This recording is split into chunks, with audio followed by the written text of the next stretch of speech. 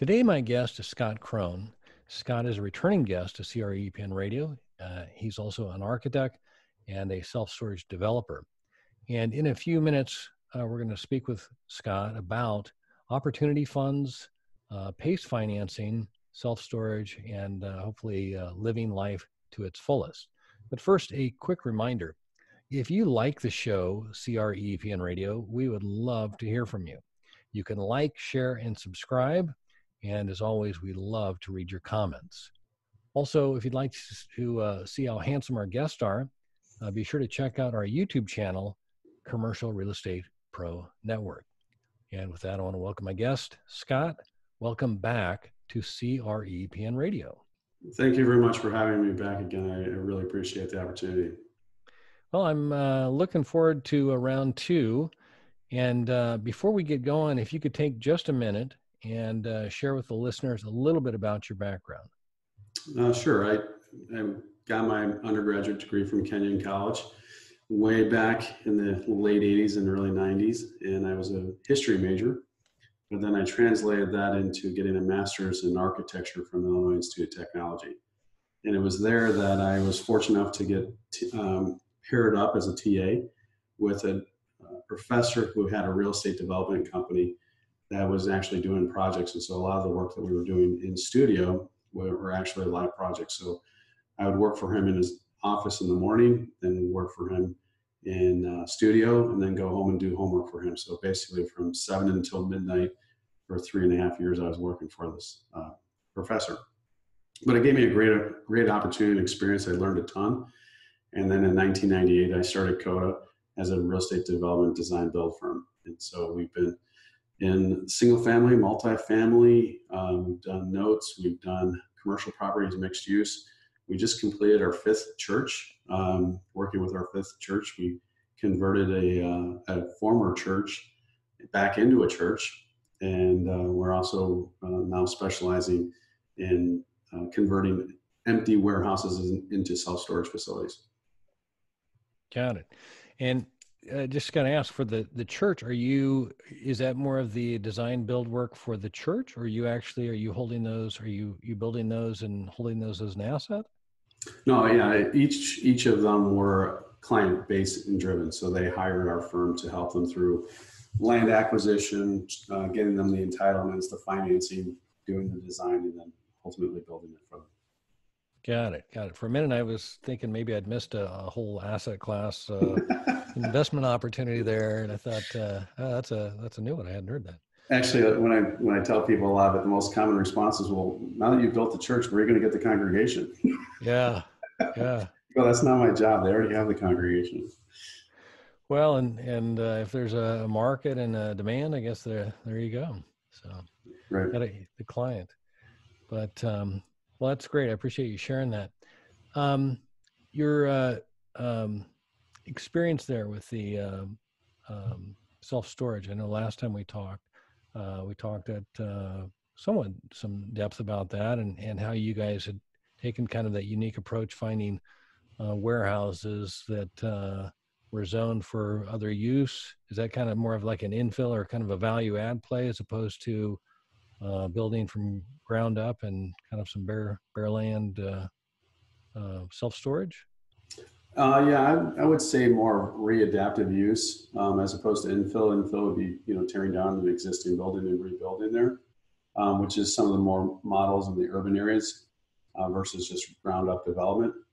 And so we're trying to reutilize the existing structure and then facilitate it that way. Got it. Well, in the kind of the topic list here I'd referenced and I was hoping we could get into a little bit is some of the financing that you guys are utilizing. I know I think you were the one that kind of introduced to me the whole PACE financing, which I wasn't aware of in the past. Can you explain a little bit about that and what that means and how that works? Sure. It's the Property Assessed Clean Energy Act. It's through the Department of Energy on the federal level. And the program is outstanding, but it is not widely adopted across the country. Each state has to adopt it. And here in Chicago, for instance, Illinois had adopted it, but the city of Chicago did not allow it. So, there are states that are more PACE friendly, and then there are states that do not have PACE at all.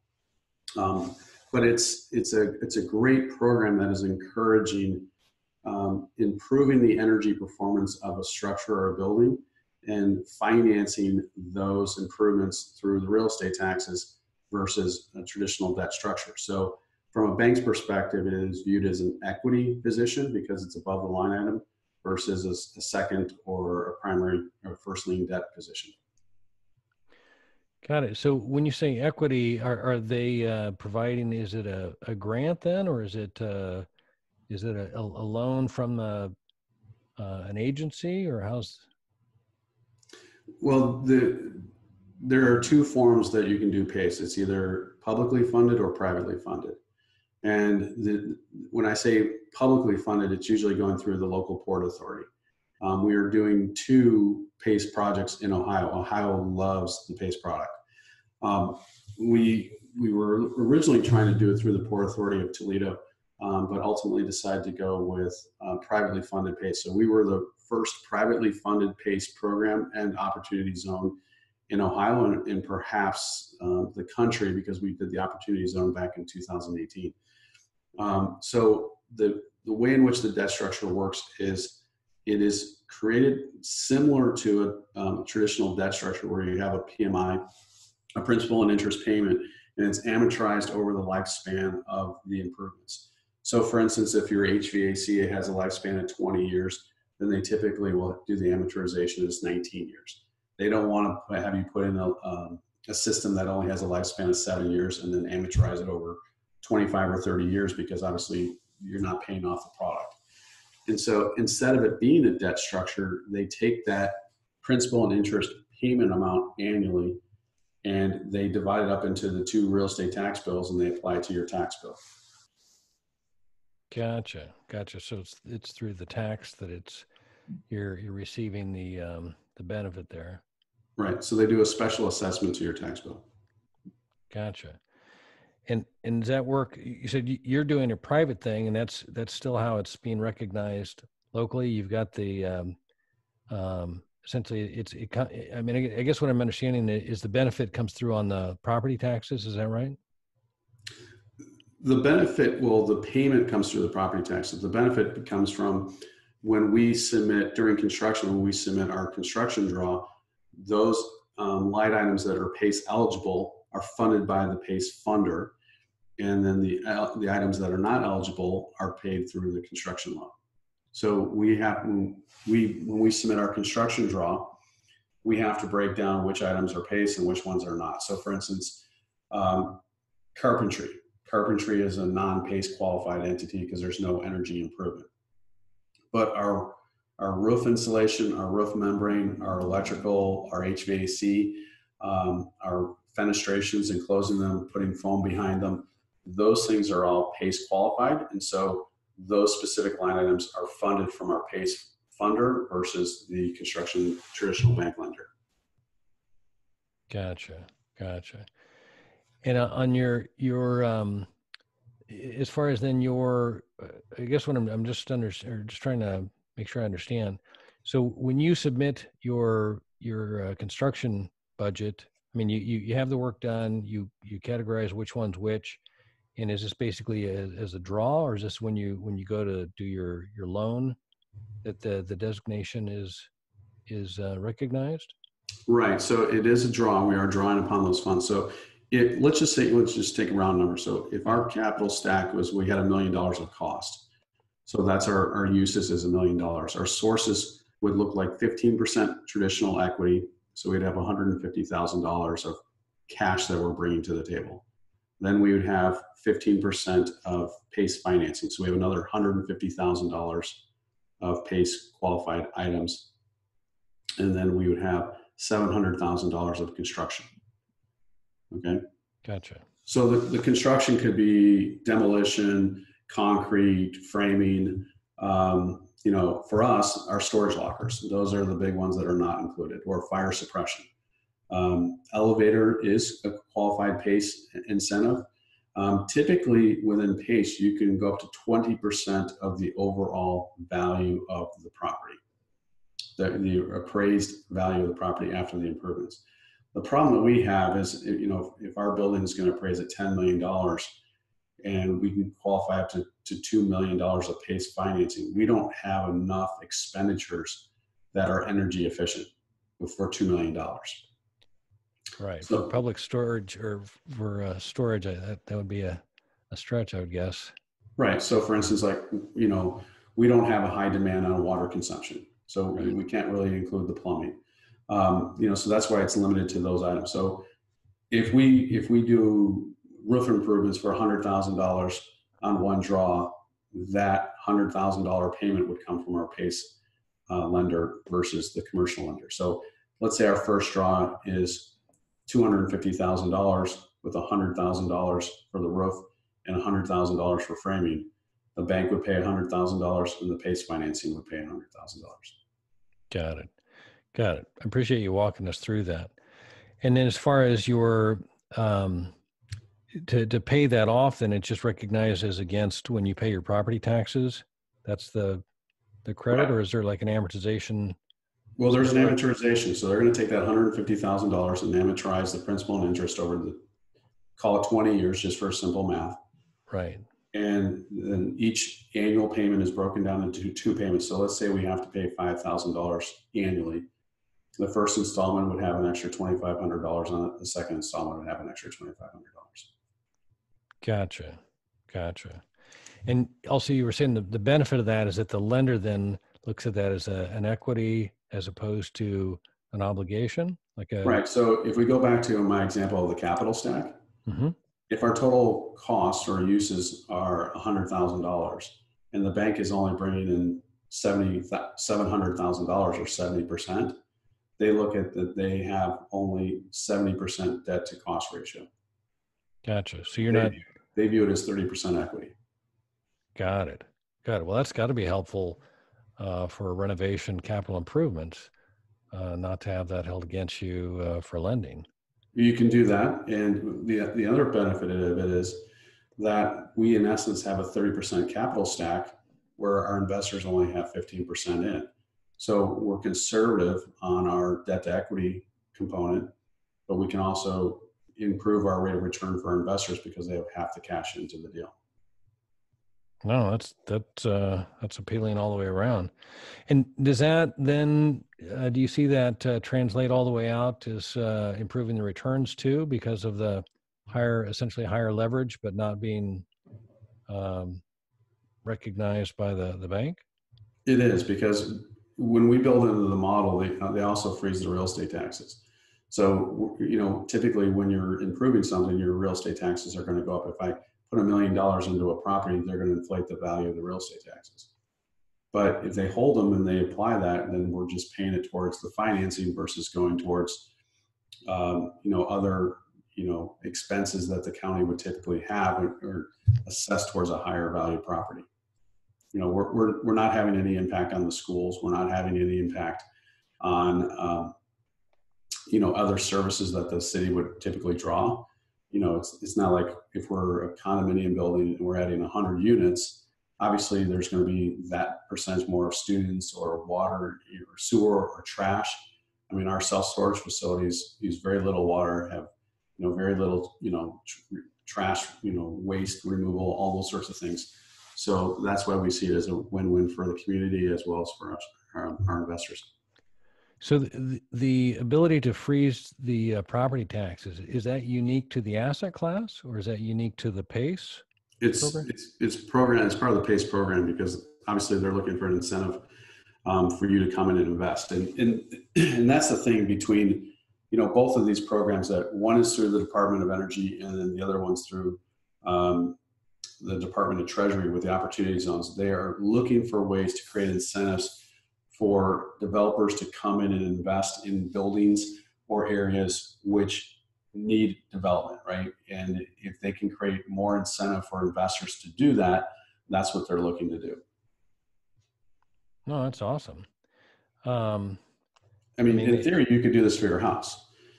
if you say, like, for instance, your house consumes, $150 of electricity every month, and you put it in a new HVAC system, a new AC unit, and it saves you, down to $100 a month, then your HVAC system would be PACE eligible.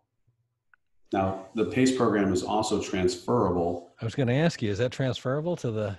It is. So when we look to sell it, in essence, we could sell the asset for $150,000 less because we're transferring the debt. Oh, so in just that one piece? I mean, the PACE financing? The PACE financing portion, right? Gotcha. Well, that to me sounds like a win. I mean, just when you start talking about property taxes and so does that lock in at your acquisition cost as far as whatever the when you bought the property or whatever the seller was paying? Is that what they're recognizing for the valuation? Right. So in Toledo, I mean, there's a couple of misnomers out there. One, that only the Port Authority can do it, and that is a misnomer that is out there. There are the privately funded PACE programs. But so what Toledo did is they recognized that we weren't impacting the schools, but they said, we want to have more tax basis for the schools, and we're going to base it upon the purchase price, and then we're going to freeze that. And so that was the resolution we came with the city of Toledo. Is they recognized the initial transfer, and so we worked with them to come up with a new tax basis. Got it. But it does keep the tax creep from happening every year Right. as you go forward. And does that if you were to transfer that, does that hold true until the full amortization schedule is recognized, or how long? Right. So the special assessment applies for the duration. So when we submit for the approval to the local municipality, and this is why, for instance, the city of Chicago didn't want to do this for whatever reason. Probably because in Illinois, the property taxes are way overinflated to begin with. The schedule, the amortization schedule, is included in the packet, and it describes what each year's monthly special assessment is, and it's defined. And so that gets applied to, it goes directly to the tax assessor. Got it. So you've got my curiosity piqued, and I'm sure the listeners would want to know as well. How do you go about finding this program or to access it? Well, the first step is just determining whether or not your state qualifies. And so if you did a PACE financing map, and you just go to Google Images, you can see which states have the PACE financing. Then the next step is making sure your local community endorses it. So for instance, Illinois was qualified, but no one had done it because of the city of Chicago did not recognize it. So, and that's typically the Port Authority is the one that does it. There are different privately funded PACE providers out there. The one that we have used is called Petros. It's Petros. They have financed both our Toledo and our Dayton projects. And we work in conjunction with their mortgage broker. Basically, they're call it a mortgage broker, someone who's brokering the transaction, or the PACE broker, if you will, since it's not really a mortgage. But we work with them you have to do an energy audit. So the first step is you have to have an energy audit to justify that what you are doing is qualified. So for instance, our building in Toledo was vastly different than our building in Dayton.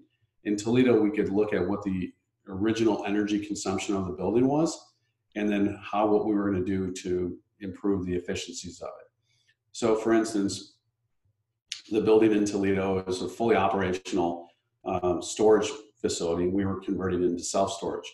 Now, it did have some old bat insulation that was hanging from the ceiling joists, and they basically had these incandescent bulbs that were scattered around the building, and there was no other exterior insulation of the building.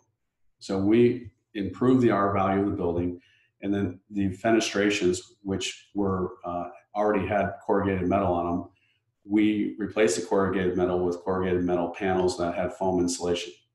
And so now we've improved the exterior fenestration of the entire building. And then also the elevator is more energy efficient. And so between having an outdated boiler system, we put in new energy, high efficiency furnaces with cooling, new roofs, new insulation values. We could show that we were dramatically improving the performance of this old masonry warehouse and the opportunity zone. And so those are the components that we've done there. And so the energy audit demonstrates that despite the fact we're going to have a higher use, our energy performance is improving dramatically, and that's why those PACE programs were qualified. Got it. Does it, if you were going to change the use, does that bring any challenges? Well, so let's take our product and date. Mm-hmm. That building was completely empty. There was actually no utilities to the building. So in essence, we are changing the use there, right? We're going from vacant to self-storage. And so the energy audit we had to do, we had to model it out if it was a performing building versus what we are doing now. So you can change the use. Gotcha. Now I'm just thinking about some deals that I've looked at that probably didn't recognize all of the options available, because that sounds like a pretty significant opportunity there. And who, I guess I'm thinking about qualifying, because like obviously the bank is going to look at the 70% of your funding there, and they're going to underwrite that accordingly. Is there any underwriting to the PACE financing? They do underwrite it, but they underwrite it based upon the projections of the performance of the building. So they just want to make sure that the building has the ability to pay back the interest on the property taxes versus otherwise. So, if a lender is going to go through the underwriting, the lender's underwriting is a lot more diligent than the PACE financing, because it's, obviously it's a 70% versus a 15% capital stack. Gotcha. You mentioned a couple of different things that are, I think, fairly obvious as far as when you say energy, HVAC, insulation. You mentioned roof. Elevator sounds a little bit outside of the energy, I guess what I would think of an energy use. Are there other things that you can point to that would be on the list of? Those are the ones that we do. And the reason why the elevator is, if you're using an old, outdated elevator system, then it's going to have an old motor and not be nearly as efficient. So if you improve the performance of the motor and the equipment, then in essence, you're using a lot less electricity. The other one would be water consumption. So if you're using water saving devices or recycling water, or you have a tankless water heater or something that is performing heating the water in a more efficient way. If you have an old boiler, which is maybe like 40 or 50% efficiency, and you put in a high efficiency boiler or a tankless system that's 90% or 100% efficient, then those things would all be qualified. So think of it as LEED qualified, or energy efficient. It's pretty much those same sort of things that if you can demonstrate.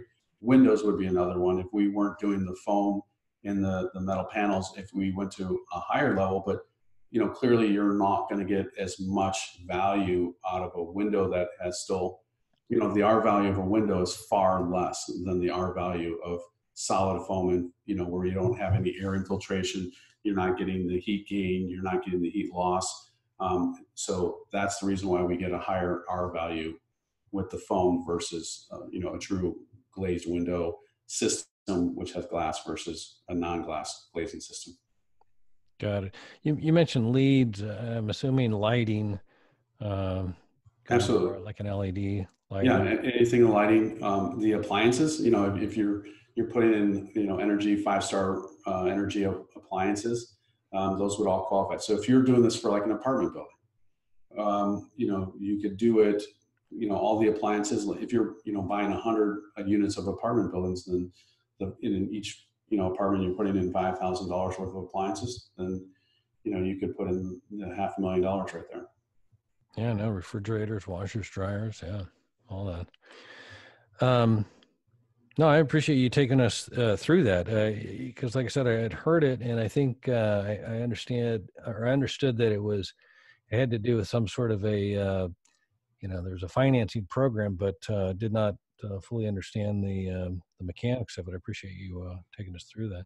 My pleasure. I was talking with one of our, associates that they were working on trying to fund and finance an apartment complex in Colorado. And, I pointed out to them that if you're having trouble in the capital stack, then look at the PACE financing to see what you could offset there. And so I'm not sure exactly how it turned out, but, if it's a $10 million project and you can get, $2 million of PACE financing, that's a big chunk of your capital stack. What I'm even thinking of it, if you currently have a project that you've had for a while, is it still possible to, qualify if you wanted to do some updates? Yeah, certainly. So let's take it if they had an existing apartment building, right? Mm-hmm.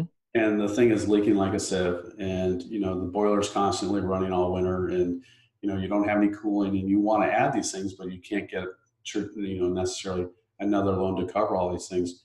You can do it through the PACE financing to put in HVAC, put in more insulation, replace the windows, all those sorts of things. They can all be applied to it. You just have to do the energy audit based upon what your existing utility bills are versus what the improvements, how your utility bill is going to be improved with after the improvements. Is there a measure of improvement that they look for in order to qualify? As long as it meets the energy audit, then you're good. Okay. Oh, that's great. I was thinking about a property I've got that's in need of. I mean, it's older, and that's kind of one of those things. Is an older property, it doesn't have all the energy efficient stuff, and there's definitely some room for some improvement. And I have to take a look at that. So let's, for instance, we're taking that old apartment building, and if you're looking at replacing the windows, you're not going to have as much value there than if you're replacing the hot water heater, right? Right. Because the windows, there's tremendous heat loss and gain in a glazed opening. But if you're looking at a system that is, water consumption, so water consumption is not based upon heating and cooling. It's based upon, how people are using it. And if you're assuming that your tenants are using the same amount of water, but it costs you less to heat that water, then you're going to have a much greater rate of return versus, a window, you might go from an R2 to an R7. How's that going to translate into your overall utility bill, right? Right. And as far as getting an energy audit, I assume that would be kind of after you find that the program's eligible or that your property is in an area that's recognized or that recognizes the program. Yeah, I wouldn't do the energy audit until you know that you can qualify. Yeah. But I'm assuming that the lender I'm assuming that's a necessary part of the getting the loan. But first, I guess find that you're in the area that qualifies, and then a lender that or talk to a lender that would know the program and get you on the right path. Right. So if you don't mind, like what we're, I'm just going to put it in here. See if I can come up with it for you. But where is your? Down in Florida, it's down in Satellite Beach, Brevard County. Well, I'm just going to look at the state. So Florida. If I look at the state, there are active PACE programs in Florida. So for instance, on this map that I'm looking, there's 3 colors. There's white, which there is no PACE. So if I look at like Oregon, I'm sorry, Washington, Idaho, Montana, Missouri, Nebraska, Indiana, they don't have PACE programs. Then there are PACE legislation has passed, but not implemented. So for instance, that's Illinois. In Illinois, I think just recently allowed active programs. So that may have changed most recently, but like Nevada, Wyoming, New Mexico, Oklahoma are ones that don't have active programs. And then there are the states that have active programs, and that's like Michigan, Ohio, New York, Georgia, Florida, Texas, California, and Oregon. So it's, you really have to look at the map to determine which state. So Florida has active programs. So then you just go to your local taxing body. So whatever county that is, and just say, you can call up that, that local assessor and just say, we want to make sure, or that port authority for whatever county that's in, and just say, we want to confirm that we have an active PACE program there. But more times than not, if the state has active programs, then the local counties do it. No, I just love the idea of being able to freeze the taxes. I mean, that's, I'm always amazed at how much those the tilt on that seems to be polar almost as far as the increase on taxes. Well, make no mistake, you are going to be paying more, but instead of, paying it to a bank, you're paying it, to the county. Instead of making monthly payments, you're making semi-annual payments. Right. But I mean, as far as freezing the taxes, that Right. was kind of the thing I was looking at, is just to get that in place. I would think that. And does the tax freeze hold when you sell? The whole program is passed on. So I would think, that right there, I would think it'd be of interest, or at least an incentive. well, in theory, though, let's just say you have two properties that are similar. Your one with the PACE is inherently going to be a little bit higher because of the assessment. But then you can say to them, like, that's why I'm saying, if I can sell the building, let's say that the value of my $1 million loan that I did for construction, let's say the end value of that property is $1.5 million, right? And let's say it appraises to 1.6, but I have $150,000 of PACE finance, and I can come in and say to the seller, or the buyer, well, we'll agree on 1.6, but I'm going to transfer you a note of 1.5. So therefore you only have to pay me 1.45. Because I don't have to pay off the PACE. I don't have to pay, when I pay off my capital stack, I only have to pay off the 700. I don't have to pay off the other $150,000. Got it. But he's assuming that loan, right, for the PACE there. Right. So it's basically similar to like the 70s when you had stagflation and homes were trading not so much for the value of the property, but they were trading for the value of the mortgage, right? Right. No, that's interesting. Well, it's clearly there's a definite opportunity that's worth pursuing, and finding out A, if your property qualifies, and B, what the benefit is there, because just to even have the property updated and more current, I think in the long run would benefit everybody. Right. And this program has been around for a while. Is been around longer than the current administration. So, for a while, this is one way in which the federal government has been trying to, when we talk about energy consumption and green, and how much our carbon footprint, these are all methods and ways in which the federal government is trying to encourage the American consumer to be more efficient. Gotcha.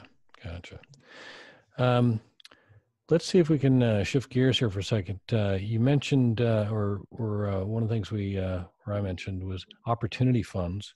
Mm-hmm. Can you talk about how you guys are utilizing that? I know, I think maybe a year ago when we talked, it seemed like it was new and that people were getting moving with it, but I think there's been kind of a second opinion since issued, and kind of curious how you guys are utilizing that. Yeah, it's funny you say is that there's actually the third opinion. And the biggest thing I learned through this whole process is that when Congress passes a tax code, it's very macro in its outline. And then it's up to the Department of the Treasury to come up and figure out how they're going to apply it and implement it. And then it goes back to Congress for ratification. So Congress doesn't tell the Treasury Department, the IRS, like how to administrate it. They just say, this is what we want to do. And then the Treasury goes, great, now we have to figure out how to do it. And then they come back and say, well, this is what we suggest.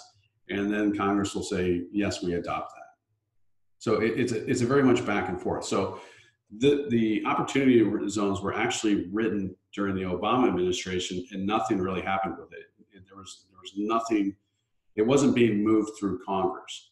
And it wasn't until Trump got elected where, according to the guy who wrote it, who worked in the Obama administration and was very much against the Trump administration. He said Trump used it as a way to avoid answering a question. He goes, well, I don't want to talk about this, but I want to talk about opportunity zones and how this is the greatest thing that's going to be for our people with capital gains. And he said his phone just started, ringing off the hook because all of a sudden it had now momentum. But it's the most bipartisan legislation that has been passed in many, many years. It was basically equally supported up and down the aisle. And the concept of it is any investor who has capital gains on anything. So it could be real estate, it could be the sale of art, it could be the sale of jewelry, precious gems, real estate, whatever it is, any capital gains that they invest into an opportunity zone fund, if they hold it for the duration of the time period, which is 7 years, their tax liability is wiped out, and any appreciation that they get in the property is also tax-free. So that's why Steve Flickman, who wrote the Opportunity Zone, he's the gentleman that I was talking about, he said this is the most powerful tool that's ever been implemented in the tax code. Got it. Are you guys actively, do you have a fund, or is this, are you working with funds to acquire properties, or how are you? We have two funds. And so the first fund that we opened up was in 2018. So our Toledo project, before we acquired it, I went to a family office conference, and at my table we were networking, and guys were talking about this opportunity zone, and I had no concept of it. So I was literally oblivious to it. And these guys were promoting how they were going to do it. I think it was in Arkansas that they were trying to do it. And so I began just researching it. And when I began researching it, there was literally only 2 pages, and it wasn't even a full 2 pages. It was like a quarter of a page and then a half a page in the tax code. And I'm sitting there scratching my head like, what does this mean? Like, how do you do this? And it was referencing forms. And when you search the IRS's webpage, the forms didn't exist. And so, I was completely, flummoxed over what was going on with it. And so I called the IRS and it said, leave a message. And I left a message. And then like 3 days later, I get a call back from area code 414, which is Wisconsin. And I didn't recognize it. We have properties in Wisconsin, but I didn't recognize it. I was in the middle of a meeting. So it went into voicemail. And they said, this is the IRS. We're calling you back regarding the opportunity zones. If you have any other questions, give us a call back. I'm like, oh, great, I missed it. And so I called back, and I waited like 2-3 days, and I see 414 pop up. I'm like, of course I was in another meeting. And I'm like, I've got to take this call. I'm sorry, I got to get out of this meeting. So I sat on the phone with this agent for like 2 hours, just quizzing her. I'm like, okay, talk to me. I don't know if you watched The Office, but I was doing a little bit of a Michael Scott. I'm like, talk to me like I'm in kindergarten. It's like, I declare bankruptcy, right? Yeah. She's like, well, you're not quite Michael Scott because we don't know. We don't have it written out. There isn't anything written out. So I said, well, okay, do you have a premonition of where they're going? And they said, yes, we do. We have a premonition of how this is going to be implemented. And so it really began just talking with this woman and trying to get understanding of how the IRS was going to interpret it. And I thought that, for instance, if the property was in an opportunity zone, our investor could just say, I'm doing it, and they declare that I'm in an opportunity zone, and then therefore their funds are taxed. And which, let's just call that an A to B transaction. And she said, no, that's not how it works. It has to be through a secondary entity. You can't invest directly. So I said, well, what do you mean? Is that just like a fund? And she goes, yeah, that's what we're going to call it, Opportunity Zone Fund. So I said, well, who controls the fund? She goes, you can't, if you're the investor, you can't control it. So it's like, she goes, it's like being in an IRA. If you own a piece of property, you can't use your IRA to buy your own property. That's a disqualified transaction. She goes, we're trying to make sure that we don't have the disqualified transaction. So I said, if it's like an A to B to C transaction, that's good. And she said, yeah, that's perfectly fine.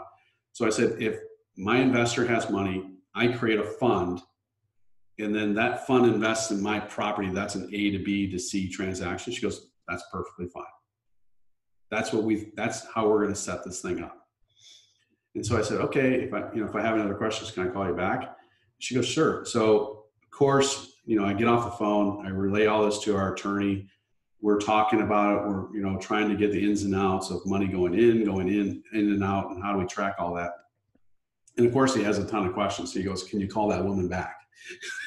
So I left another message, and lo and behold, I got the same woman the third time. Oh my God. And so I spent another hour on the phone with her. But based upon that, in 2000, we went to our investors and said, okay, we're going to be buying this property in Toledo in, I can't remember the exact date. Let's call it September, October. Would anybody want this? And we had 3 of our investors say, we definitely want to do that.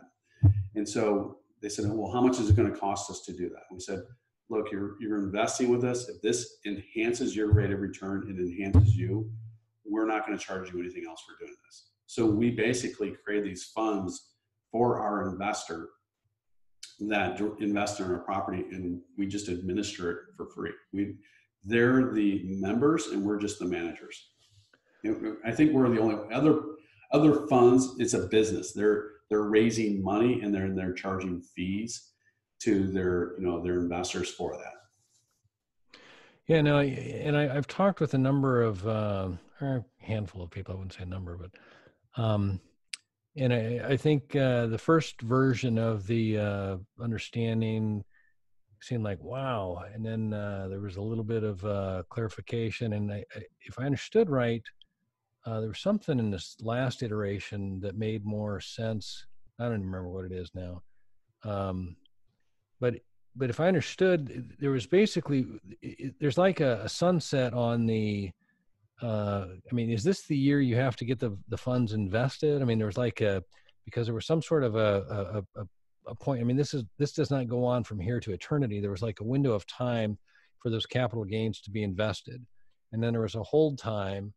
And then at the sunset of that hold time is when whatever you've either met the bar or whatever lower tax rate on whatever your gain was. Because I guess what I was understanding was that there was some sort of take for instance, let's say you bought a stock and it went from 50 to 100, and now you've got a gain of 50. That gain is really what we're talking about, is that gain that you put in this new fund. And then in that fund, you're invested in whatever the property is. And that property has its own level of qualification based on that it's in a zone, and that there's an amount of work you're going to do, or you're going to develop something. There's a level of input that you have to put into it to qualify the property. But just following the money for a second. So you take your gain, you put it in the fund. The fund, as long as you stay in that property, in that fund for whatever that hold period is, I understood it that your tax on your gain would be reduced, but it was your subsequent gain would be wiped out based on if you held it past a certain point. Does that make sense? Yeah, yes, you're right. So there's different milestones in terms of the tax liability on the $50,000. Okay. So let's say you have a 30% tax liability on the 50. There's milestones. So if you hold it, there's different milestones. I think like year 5, it goes down to like 5 or 10%. And then if you hold it for the full 7 years, your entire tax liability is wiped out. Okay, so it is viewed as a long-term strategy, not as a short-term strategy. Now, for instance, if you can use it as short-term because it can be a tax deferred. So let's say you want to go 2 years and you're not paying taxes on it, and then you pull it out, and now you'll pay the taxes. Right, with no discount because you didn't hit the threshold, or would you get a discount? After 2 years, there's no discount. I think it's like year 4, year 5, and then year 7, or 5, 6, or 7. But most of our investors are looking at the 7-year hold. So let's say that the property it appreciates, and you gain another $10,000. So now your total investment in the fund is $60,000. You're not paying on the 10 or the 50. Once you pass the whole 7-year period. Now, inherently the biggest concern that the people who wrote the tax code is, okay, so we established this fund, and in 7 years, everyone's going to be selling off these properties. So then you're going to have all this money flooding back into it. So the question is, are they going to extend it? And what happens when people didn't get in the first year, but they're getting in the second year? Well, the thinking or the logic is that they're based upon the success of the project. They're going to the legislation. They're going to continue it. Now, is that a guarantee? No, it's the federal government, but their thinking is, if we can continue investment, if we can continue development, then why would we not continue the program? Right.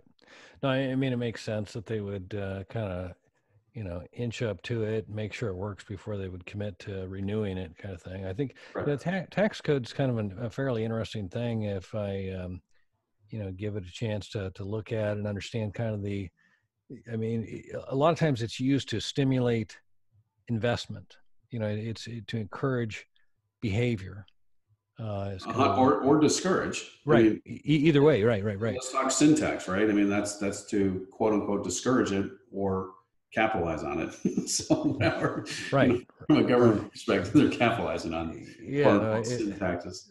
Yeah, exactly. But again, it's somehow to kind of gain some revenue based on the activity. And if you're trying to grow the revenue or you're trying to create a behavior and you create a tax incentive, essentially that's what this is to, and what I understood it to be is like to reinvest some capital investment in some areas or neighborhoods that were in need of investment. I know that there's a lot of times when some of the areas or the zones that I've recognized that qualify. I know here in Portland, it's almost laughable because it's like one of the hottest neighborhoods. And I think it was based, if you go back to, forget which census it was that they looked at to determine the need. I don't remember, there was some sort of measure of what they were measuring, but it was, it's possible that you could find neighborhoods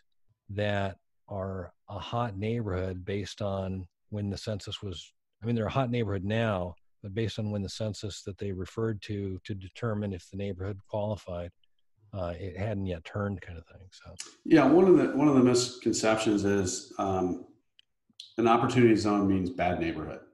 right. Okay, and it may or it may not. I mean, there's opportunity zones in Hollywood. So, I've never heard of people referring to Hollywood as a bad neighborhood. But it was based off the census. Now, one of the powerful things that the federal government did was they said, we're not going to leave it up to us. We're going to leave it up to the local municipalities. And it's going to have to be based upon the census. And they're going to have to submit which areas they want and then we're going to freeze that and make that the map. And so you can do Google searches for opportunity zone maps.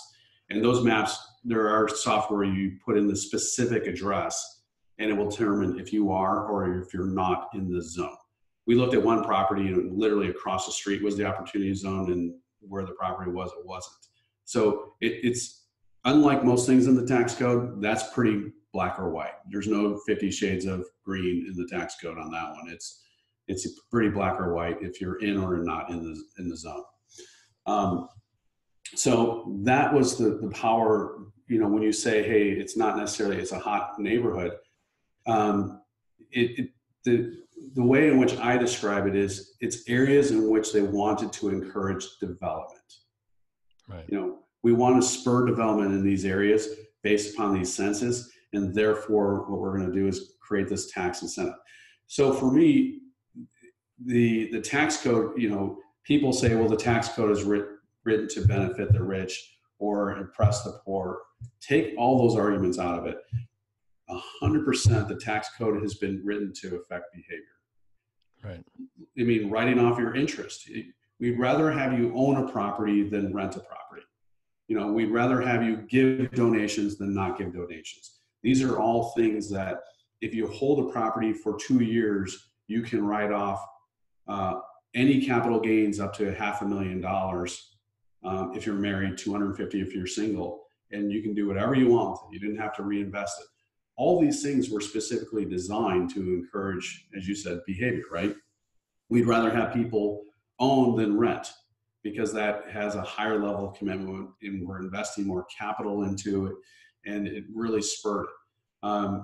So I 100% agree with you that the tax code has been set up that way, is to encourage behaviors, and people have taken advantage of it. I mean, I was flipping my own personal residences every 2 years because I was taking advantage of the tax code. That's why we moved, 10 times, when we first got married. And so, we were definitely taking advantage of it, and we continue to do it because of the fact it's not that we're trying to minimize our taxes. It's the fact that we are doing this in order to invest in other things, in order to help spur and grow in the economy and things like that. And to be a tax abiding citizen, right? I mean, Absolutely right. Right. Yeah. I mean, and to behave as your taxing authority wants you to. So yeah, I mean, I pay my taxes. yeah. I believe, but I don't pay my federal. I certainly pay my real estate taxes here in Illinois. So it's Right. the value of our real estate taxes. Like, holy cow, man, you should move to North Carolina. I'm like, well, it's No, definitely. I know there's different methods of tax. I mean, there's clearly either property tax, income tax, sales tax. I mean, I don't care which one, you have, or if you have all of them, there's some sort of a measure of, there's an argument like it's better this way, but at the end of the day, all of the entities need some sort of revenue in order to provide the services. It's a matter of how they go about getting it. right.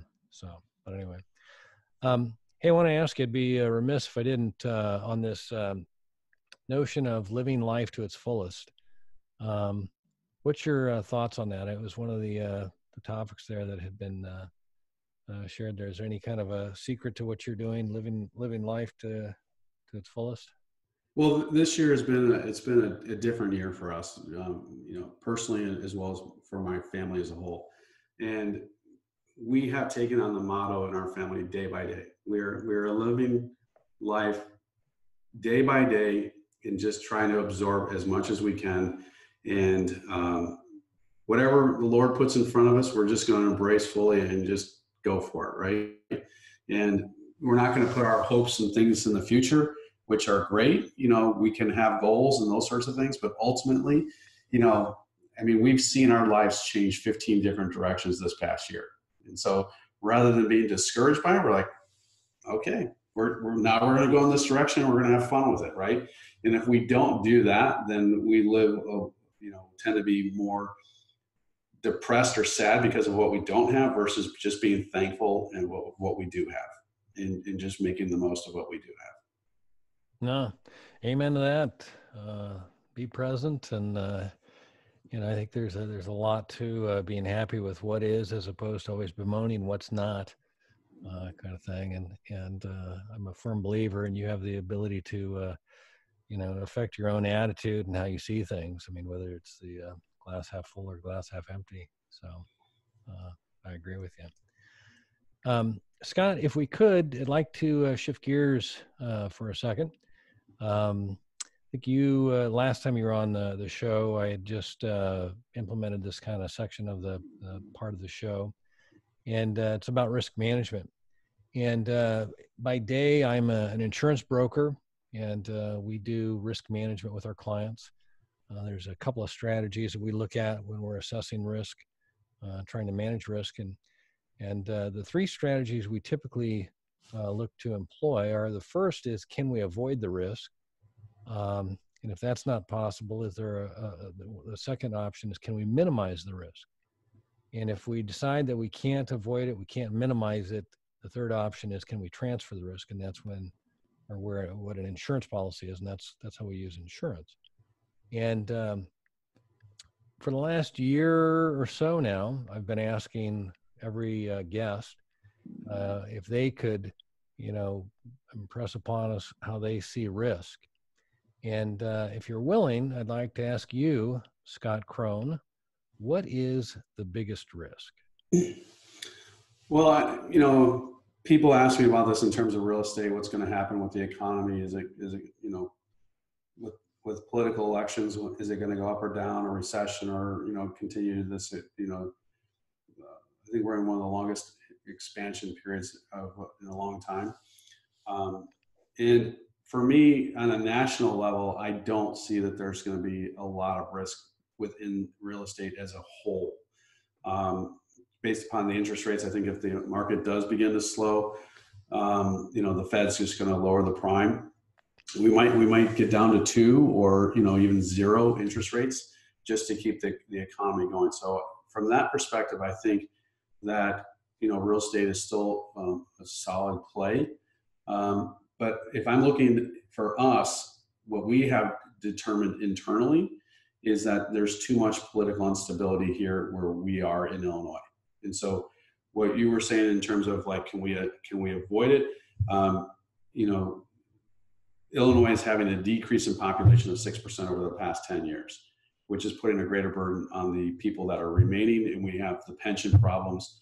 And, historically, people say, well, they just did a bunch of things to approve legislation, which are basically sin taxes. But my concern is the money's not actually going to pay off those pensions. It's just going to be used to spend in other areas, which has historically happened in Illinois for the past 20, 30 years. So why is it going to be any different? So what we have done is we've stopped buying in Illinois, and for us, that's how we are mitigating or perhaps even transferring it, because we're looking at states that are more tax progressive and where we're seeing growth. And so that is what we're trying to do. That's why we've expanded throughout the Midwest. That's why we have the properties in Ohio. We're looking in Louisville. We're looking in Kentucky. We're looking in North Carolina. We're looking in Michigan. We're looking at places that are trying to encourage economic development. So either through PACE, the opportunity zones, or the tax, benefits for it, so that we have greater stability and less risk. Awesome. No, I appreciate you sharing that. I'm always curious about this, because I think there's a lot of times it's when tax measures are passed, there's definitely a measure of do good associated with them, or some sort of a plan. But there is a revolt point where the populace says no thanks, and those who are able essentially take their business elsewhere. You said 6% of the population. I mean, there's been a decrease in population of 6% in Illinois for the past 10 years. Yeah, you can find these charts online in terms of where there's population growth. So where people are leaving Illinois, you're seeing people go to Tennessee, North Carolina, Texas. They have the highest migration rate. So there's people migrating out of and migrating to. And so you can look at which states have the highest of both. And you can also look at the charts of which states are the most friendly for investors. And that's based upon political stability, as well as growth, as well as the taxes. So they look at these different factors. And of course, Illinois is in the bottom 10% of that chart. So, those to us are, signs like, here in Illinois, we got hit by both administrations. So Trump in the tax code lowered the amount of deductible where you could write off on your property taxes. So in Illinois, we have tremendously high real estate taxes. And then the state raised the tax level. So here in Illinois, they went away. The revolt was that we went from a Democratic governor to a Republican who said he was going to, fight the real estate taxes. And then nothing was happening because he held his line. So the revolt was they threw him out and brought back a Democrat who then raised property taxes. So our property taxes went up, but the amount that we could write off went down. And so my personal tax liability went up, even though, let's just say, my income was exactly the same. So that's where in Illinois we got crunched. Right. By both parties. I can't blame one party or the other. We got hit by both parties. Right. No, and that's kind of that tsunami there of the federal, the relationship between the local and the Fed changed with that new tax plan and the limitation on the write-off there. I feel your pain on that in Oregon. So well, that's great. I appreciate you sharing out with us here. Scott, before we wrap up, where can the listeners go if they'd like to learn more or connect with you? Our website is CODA, CODA MG as in managementgroup.com. That's CODAMG.com. Got it. Well, Scott, I appreciate you taking the time to talk today. I've enjoyed it and learned a lot, and look forward to doing it again soon. I appreciate it. Anytime, I love doing these interviews with you. I really enjoy it. You bet. For our listeners, if you like this episode, don't forget to like, share, and subscribe. Remember, the more you know, the more you grow.